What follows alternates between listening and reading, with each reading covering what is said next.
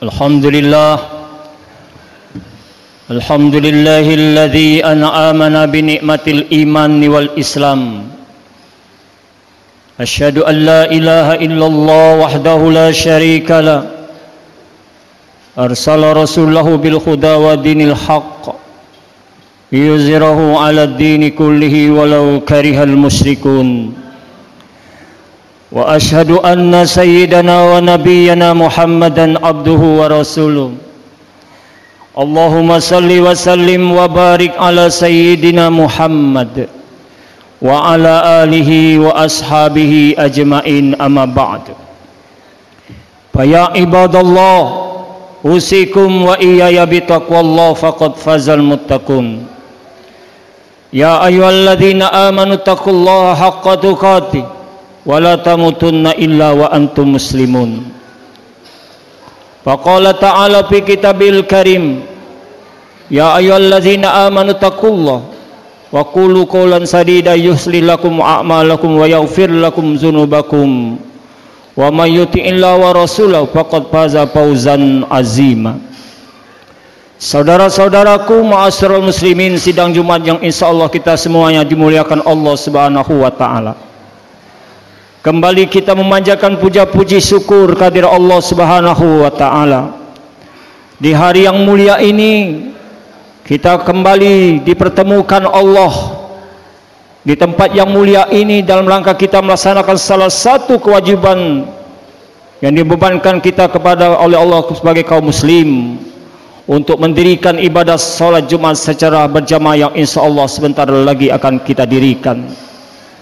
Selanjutnya salawat beriring salam semoga selalu tercurahkan kepada junjungan kita, suri teladan kita, Nabi Muhammad sallallahu alaihi wasallam beserta para sahabatnya, para keluarganya dan para pengikutnya yang setia hingga akhir zaman. Dan insyaallah mudah-mudahan dari lisan bibir kita tidak bosan-bosan dan tidak jemu-jemunya selalu berselawat kepada Nabi Muhammad sallallahu alaihi wasallam. Allahumma salli ala Sayyidina Muhammad wa ala ali Sayyidina Muhammad, sebagai bentuk ungkapan cinta kita kepada Rasulullah sallallahu alaihi wasallam, sekaligus kita dengan banyak mengucapkan salawat kepada beliau, insyaallah kita semuanya akan mendapatkan sapaan, pertolongan dan perlindungan dari Rasulullah sallallahu alaihi wasallam nantinya. Selaku khatib di hari yang mulia ini, dari atas mimbar yang mulia ini pun kami berwasiat mengajak saya pribadi dan kepada kita sekalian untuk selalu kita bertakwa kepada Allah Subhanahu wa taala, membekali hidup kita ini dengan bekal takwa kepada Allah Subhanahu wa taala. Wa tazawwadu fa inna khairaz zadi taqwa, karena kata Allah sebaik-baik bekal itu adalah bertakwa kepada Allah Subhanahu wa taala, dalam artian mengerjakan apa yang menjadi perintah Allah dan menjauhi apa-apa yang menjadi larang Allah Subhanahu wa taala. Ma'asyiral muslimin, sidang Jumat yang dimuliakan Allah Subhanahu wa taala.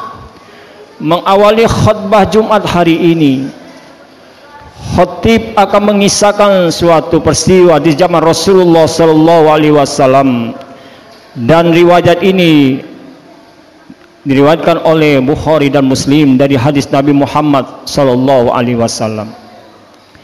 Inti dari hadis tersebut dikisahkan ketika suatu hari Rasulullah sallallahu alaihi wasallam di sudut kota Madinah sedang berkumpul dengan para sahabat-sahabatnya. Hadir pada saat itu salah seorang sahabatnya, yaitu Khalifah Umar bin Khattab.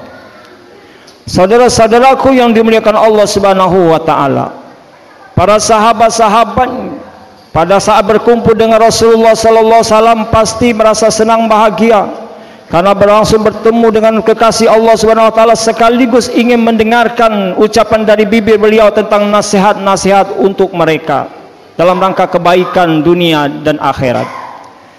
Ketika Rasulullah sallallahu alaihi wasallam di tengah-tengah menyampaikan nasihatnya dan suasana tempat itu pada saat itu sudah penuh sesak, tiba-tiba dari belakang muncullah seseorang.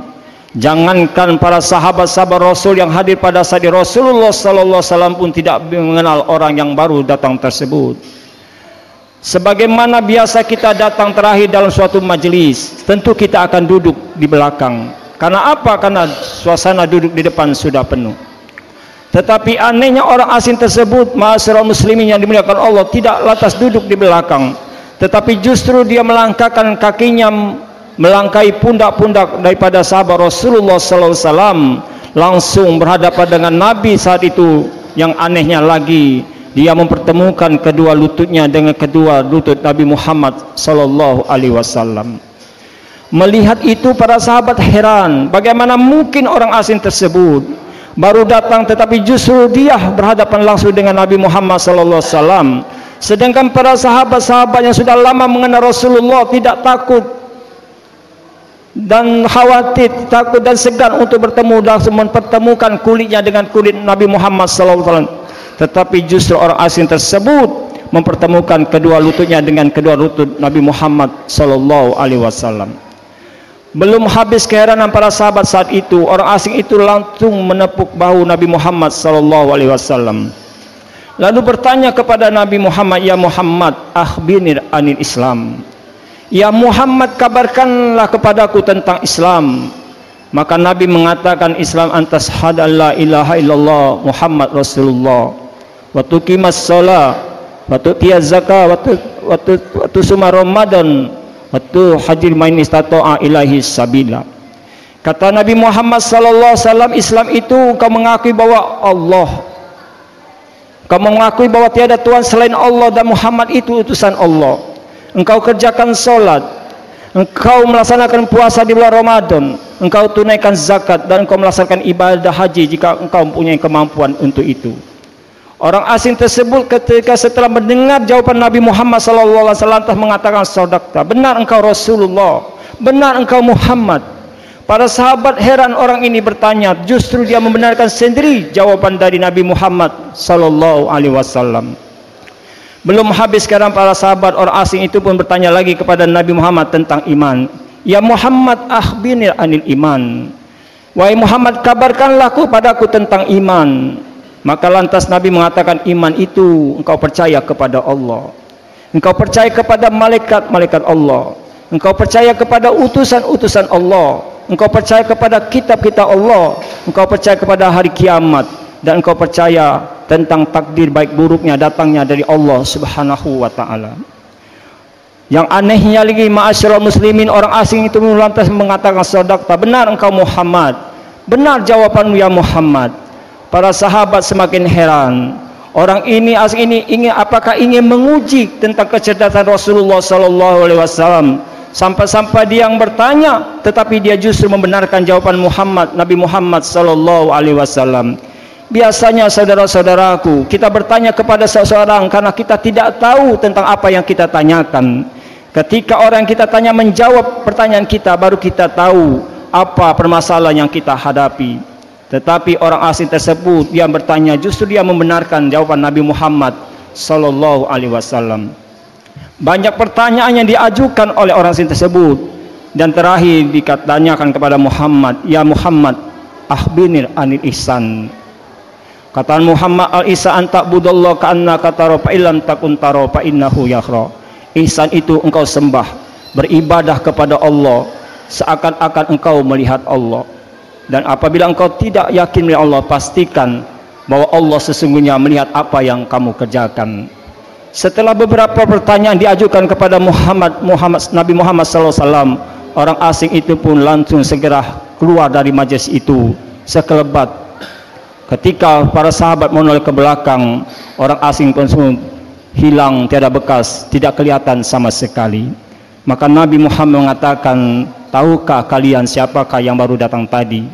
Maka Umar mengatakan, "Sesungguhnya Allah dan Muhammadlah yang lebih tahu." Kata Nabi Muhammad, "Itulah malaikat Jibril datang kepada kita sekalian, memberitahukan sesuatu hal kepada kita sekalian." Saudara-saudaraku ma'asyiral muslimin, sidang Jumat yang dimuliakan Allah Subhanahu wa ta'ala, maka sesungguhnya kita dari lahir mengaku Islam. Kita semuanya sudah bersahadat mengaku bahwa tiada Tuhan selain Allah, dan mengakui bahwa Nabi Muhammad itu adalah utusan Allah. Tetapi apakah sekedar kita bersahadat mengakui bahwa Allah itu adalah Tuhan Esa, mengakui bahwa Muhammad itu adalah utusan Allah? Apakah sekedar lisan kita? Maka di dalam rukun Islam itu setelah kita bersahadat, maka kita wajibkan melaksanakan rukun-rukun yang lain, yaitu yang intinya melaksanakan ibadah sholat, melaksanakan puasa, melaksanakan zakat, mengeluarkan zakat, dan menunaikan ibadah haji jika kita mampu untuk itu semua. Maka saudara-saudaraku yang dimuliakan Allah Subhanahu wa ta'ala, mungkin banyak di antara kita, saudara-saudara kita yang mengaku Islam, mengakui bahwa tiada Tuhan selain Allah, mengakui Muhammad utusan Allah, tetapi justru dalam tingkah pola perbuatannya tidak mencerminkan seorang Islam, tetapi dia melanggar perintah Allah Subhanahu wa ta'ala, menganggap enteng melaksanakan ibadah salat, menganggap enteng pada saat melaksanakan ibadah puasa di Ramadan, harta banyak tetapi tidak dilakukan zakatnya, hartanya untuk orang-orang yang berhak menerimanya. Dia mempunyai harta yang lebih tetapi dia tidak mempunyai cita-cita untuk melaksanakan ibadah haji atau berkunjung ke Baitullah. Maka Islam itu sesungguhnya fondasi dasar kita, mencerminkan kita mengakui bahwa kita Islam harus melaksanakan rukun-rukun Islam yang kita ketahui bersama. Tentunya yang paling penting ibadah sholat. Maka ma'asyiral muslimin yang dimuliakan Allah Subhanahu wa ta'ala, maka kita jangan anggap enteng melaksanakan ibadah sholat, khususnya yang wajib sehari semalam itu. Kita mungkin sebagai kepala keluarga aktif rajin melaksanakan ibadah sholat, tetapi yang perlu kita pertanyakan, bagaimana keluarga kita di dalam rumah tangga kita, bagaimana dengan anak-anak kita, bagaimana dengan orang tua kita, atau bagaimana orang-orang yang menjadi tanggung jawab di dalam rumah tangga kita, apakah juga sudah mencerminkan seorang muslim melaksanakan ibadah sholat? Maka setidaknya kita mempunyai tanggung jawab masing-masing, khususnya di dalam rumah tangga kita masing-masing, untuk memberitahukan, mengajarkan kepada keluarga kita, khusus anak-anak keluarga kita, untuk jangan sampai meninggalkan ibadah sholat. Karena ibadah sholat ini sesungguhnya amal pertama kali yang nanti dihisap oleh Allah Subhanahu wa ta'ala, baru amal-amal lain nantinya diperhitungkan oleh Allah Subhanahu wa ta'ala. Saudara-saudaraku yang dimuliakan Allah Subhanahu wa ta'ala, yang kedua pertanyaan orang malaikat Jibril tadi adalah tentang iman. Iman ini adalah dalam arti adalah percaya. Ketika kita melaksanakan ibadah sholat, kita harus percaya bahwa kita melaksanakan ibadah sholat yang kita hadapi itu adalah Allah Subhanahu wa ta'ala, bukan orang lain.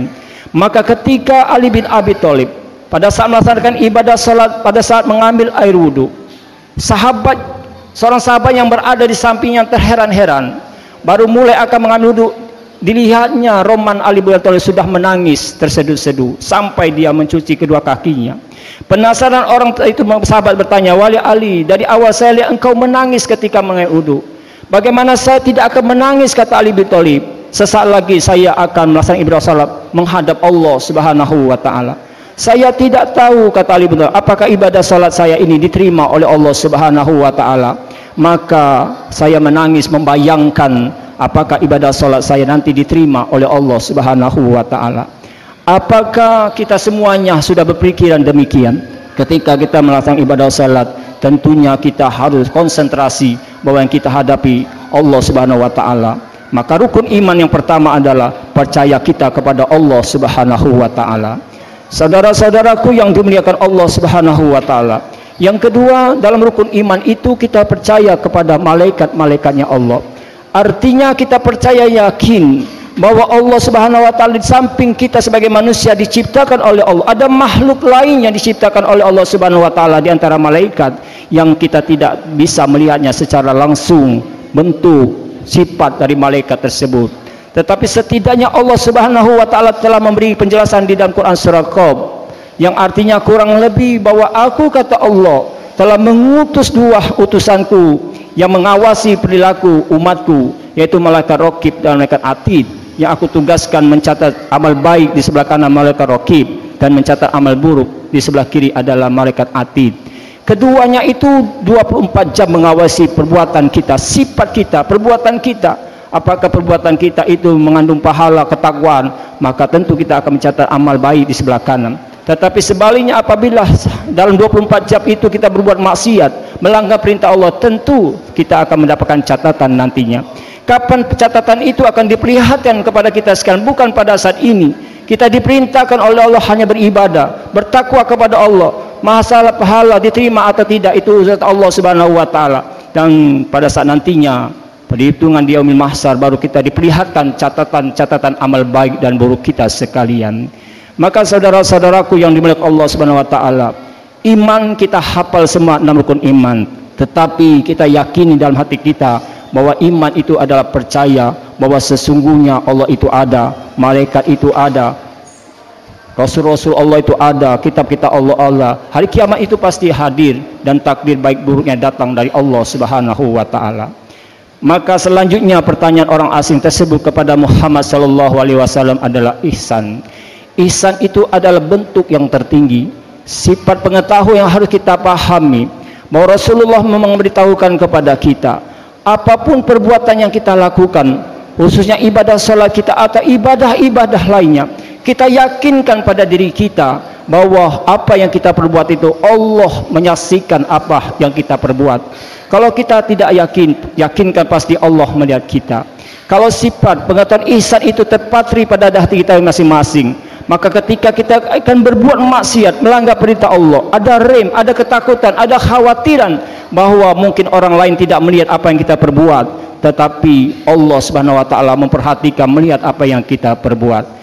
Maka kita duduk bertafakur di masjid di hari yang mulia ini adalah bentuk ketakwaan kita kepada Allah Subhanahu wa taala, bentuk keyakinan iman kita bahwa ibadah kita hari ini kita yakin pasti dilihat oleh Allah Subhanahu wa taala.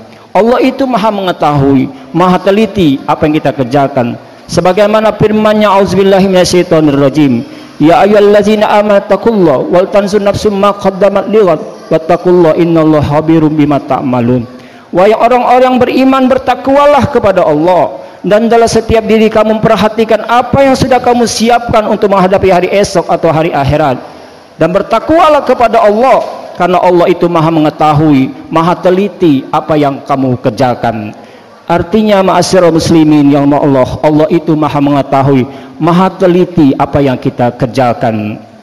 Maka dalam khutbah yang singkat ini kami mengajak dari mimbar yang mulia ini, mari kita selalu meniti hari-hari kita ini, waktu yang disediakan oleh Allah kepada kita 24 hari semalam ini sesungguhnya amatlah singkat.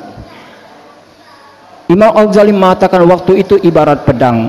Kalau kita tidak memanfaatkan pedang itu, menggunakan pedang itu pada tempat yang sesungguhnya, maka pedang itu akan melukai tubuh kita. Tetapi apabila pedang itu kita gunakan sesuai peruntukannya, maka tentu akan berguna peruntukan pedang itu.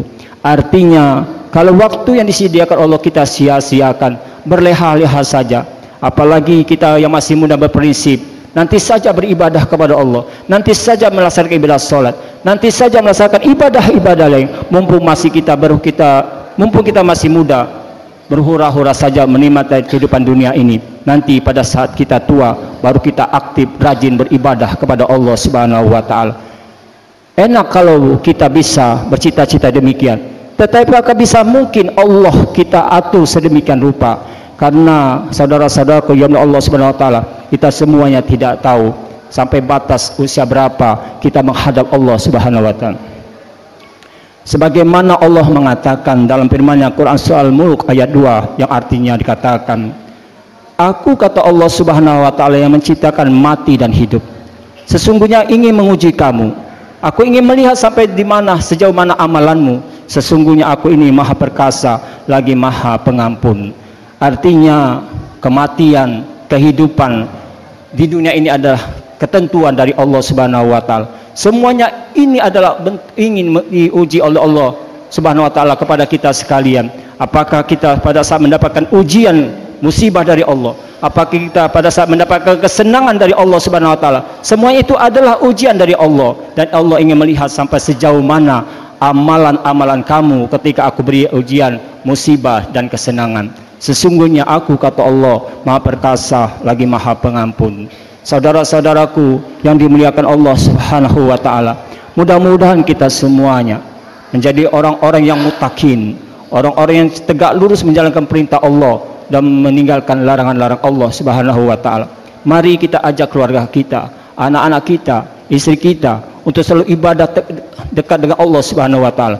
Karena kita semuanya punya tanggung jawab. Ya ayyuhallazina amanu qu anfusakum wa ahlikum nara wa quduhan nas wal hijarah. Wahai orang-orang beriman, jagalah diri kamu dan keluargamu, kata Allah, dari siksa api neraka. Yang perlu kalian ketahui, bahan bakar neraka itu adalah terdiri dari manusia dan batu.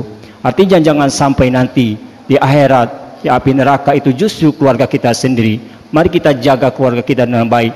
Kita ingin bahagia, bergandengan tangan dengan keluarga kita masing-masing di dunia ini. Tetapi bagaimana kita bercita-cita semuanya, kita ajak anak kita, istri kita dan keluarga kita bergandengan tangan menuju surga Allah Subhanahu wa taala. Maka semuanya kita bercita-cita sa'idun fid dunya wa sa'idun fil akhirah. Bahagia di dunia, bahagia di akhirat kelak. Mudah-mudahan semuanya itu dapat kita raih dan kita capai. Semuanya itu pasti selagi kita selalu bermunajat, laksanakan ibadah kepada Allah Subhanahu wa taala.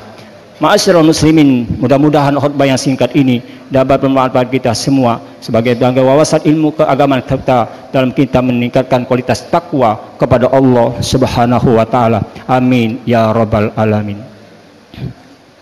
A'udzubillahi minasyaitonir rajim. Bismillahirrahmanirrahim.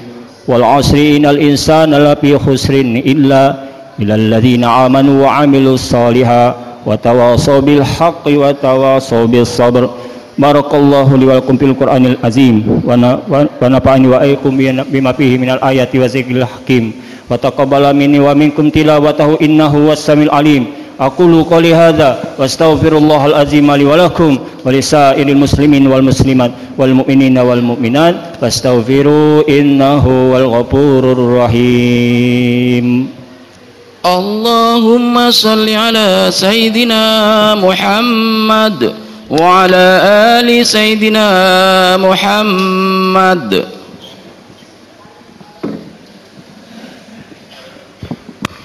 Alhamdulillah nahmaduhu wa nasta'inuhu wa nastaghfiruh wa na'udzu billahi min shururi anfusina wa min sayyiati a'malina. May yahdihillahu fala mudilla lahu wa may yudlil fala hadiya lahu. Ashhadu an la ilaha illallah wahdahu la syarika lah wa ashhadu anna sayyidana wa nabiyyana Muhammadan abduhu wa rasuluh. Allahumma salli wa sallim wa barik ala sayyidina Muhammad wa ala alihi wa ashabihi ajma'in, amma ba'd. Fa ya ibadallah, ittaqullaha mastata'tu wa sari'u ila maghfirati rabbil alamin. Wa'lamu anna Allah subhanahu wa ta'ala amarakum bi amrin bada min nasi wa sanna bi malaikatihi musabbihati bi qudsi. Faqala ta'ala fi kitabihil karim, innallaha wa malaikatahu yusalluna 'alan nabi ya ayyuhalladzina amanu sallu 'alaihi wa sallimu taslima. Allahumma salli wa sallim ala sayyidina Muhammadin sayyidil mursalin wa ala alihi wa azwajihi wa auladihi wa zurriyyatihi ajma'in. Wardallahumma ala arba'ati hurafa'i rasidin Sayyidina Abi Bakri wa Umar wa Utsman wa Ali wa ala baqiyati sahabati wa tabi'in wa tabi'i tabi'in wa man tabi'ahum bi ihsanin ila yaumiddin wa alaina ma'hum bi rahmatika ya arhamar rahimin.